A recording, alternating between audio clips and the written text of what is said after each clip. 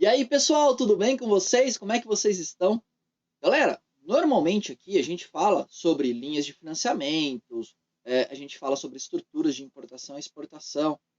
Normalmente a gente traz alguma coisa focada nessa área. Mas hoje eu quero falar um pouquinho com vocês sobre a parte de segmentação bancária, porque também é muito importante e envolve um pouco daquilo que a gente fala aqui também, tá bom? Então, logo depois da vinheta, vocês vão entender um pouquinho mais sobre segmentação bancária.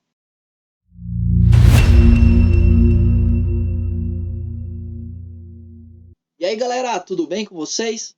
Pessoal, sejam muito bem-vindos aqui ao nosso canal. Vocês já me conhecem, eu sou o Patrick e tenho mais de 14 anos de experiência no mercado bancário. É, a grande maioria desses 14 anos aí atuando na parte de comércio exterior ali dentro dos bancos, né?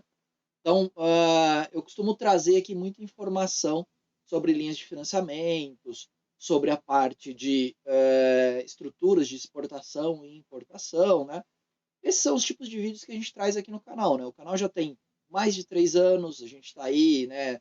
Cada vez mais evoluindo e trazendo coisas diferentes para vocês. Tá?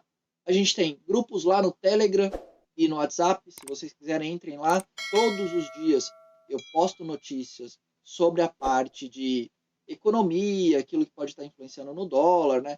Como é o comportamento, o que a gente tem de indicadores importantes naquele dia. Eu estou sempre trazendo informações atualizadas nestes grupos. Né? Eu posto as notícias lá todos os dias. E também a gente tem os cursos aqui.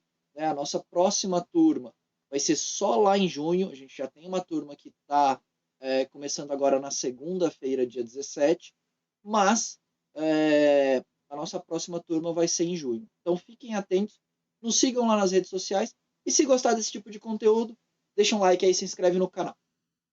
E agora, falando um pouquinho para vocês sobre a parte de segmentação bancária, né? O que é isso, né? Eu resolvi fazer esse vídeo, pessoal, porque vários comentários aqui nos vídeos que eu posto normalmente falam assim, poxa, Patrick, qual que é o melhor banco para eu buscar essa linha de financiamento? Ou qual é o melhor banco que vai me apresentar uma taxa mais barata, né? E aí não tem uma fórmula mágica, não tem o melhor banco ou o banco que vai te apresentar um produto diferente. Em geral, né, exceto um produto ou outro, em geral os bancos eles conseguem ofertar o mesmo tipo de produto. Então um ACC ele pode ser ofertado em qualquer banco, né? Um FINIM ele pode ser ofertado em qualquer banco.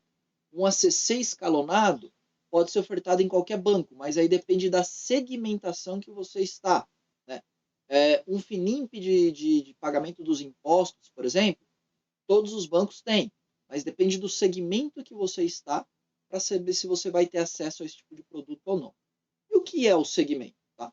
O segmento nada mais é do que a estrutura que a empresa está alocada. O segmento que a sua empresa está alocada, ou que a empresa está alocada, vai depender muito da estrutura de cada banco. Mas normalmente elas seguem a seguinte forma, né? Então, empresas que faturam ali até 300, 500 mil reais por ano, normalmente elas estão num segmento que se chama digital, ou algum nome similar, tá? É um segmento que é atendido normalmente por uma central de atendimento, não tem um gerente específico, né? E normalmente esse tipo de empresa, eles buscam serviços mais simples, né? Eles não têm necessidade de serviços tão estruturados. Então, nesse tipo de segmento digital, você tem poucas ofertas de produtos, né? Assim, quando eu digo poucas ofertas, você tem poucas modalidades de produto. Então, talvez você não tenha um ACC, talvez você não tenha um FINIMP, né? Um ACC escalonado, um PPE, NCS, esses tipos de produtos que a gente trata aqui. Okay? Quando você passa para uma empresa que fatura um pouco mais, ela vai ali dos seus 500 até os seus, talvez, 3 milhões de reais por ano, normalmente são essas as taxas de cortes, 3, 5 milhões de reais por ano, essa empresa está dentro de um segmento que fica em agências. Então, quando você vê aqueles gerentes de pessoas jurídicas na agência, esse normalmente é o segmento, não de entrada ali, mas o de empresas menores. Normalmente é chamado de empresa Zoom. Né? E você tem empresa Zoom, E1, EMP1, cada banco dá o seu nome. Né? Mas o ponto são empresas que vão faturar ali dos seus 500 mil até os seus 3, 5 milhões de reais por ano. Aí a gente vai para um segundo segmento, que é o E2, empresas 2, EMP 2. Cada instituição vai ter o seu nome, mas é de acordo com o faturamento, né? E aí, dentro desse segmento, você pode ter empresas ali que faturam de 5 até seus 30, 50 milhões de reais por ano, né? Então, a gente já está entrando em um segmento que tem empresas um pouco maiores, né? Faturamentos maiores, e que normalmente as instituições entendem que essas empresas precisam de mais tipos de produtos, mais variedade de produtos, né?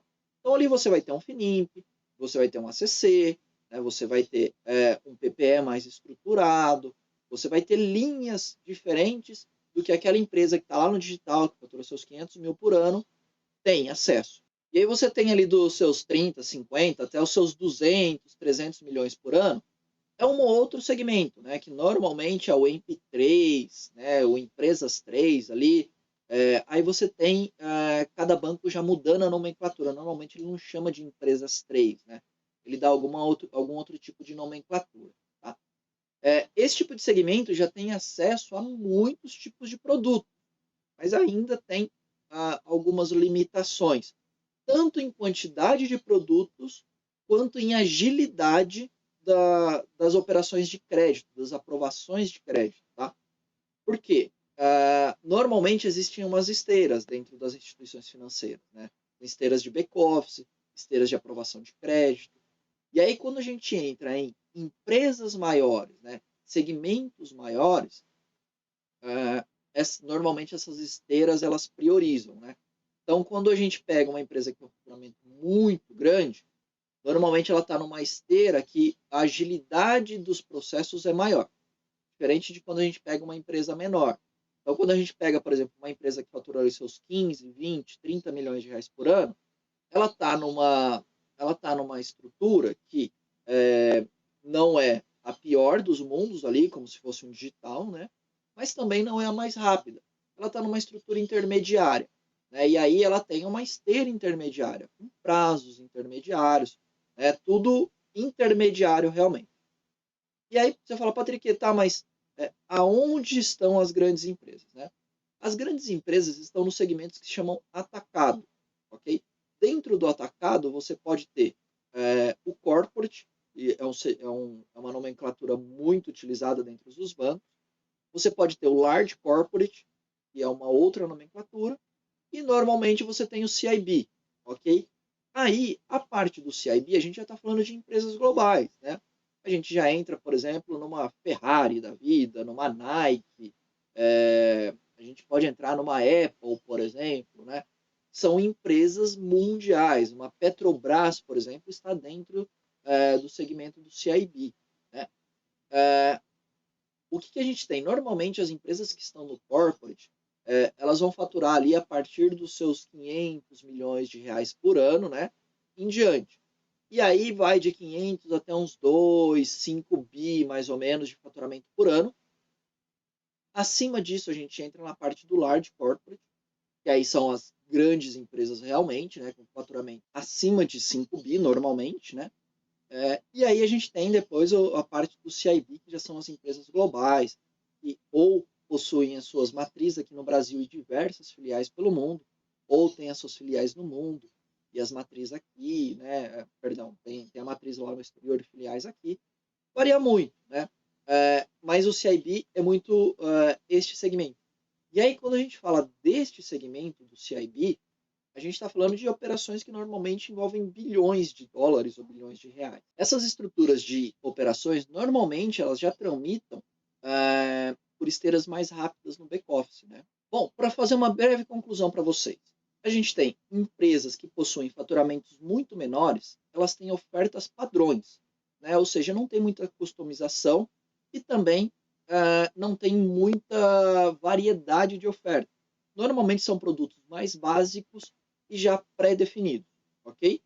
E aí, quando a gente vai ampliando esses faturamentos, a gente passa para empresas 1, empresas 2, empresas 3, entra no segmento de atacado, vai para corporate, large corporate, CIB.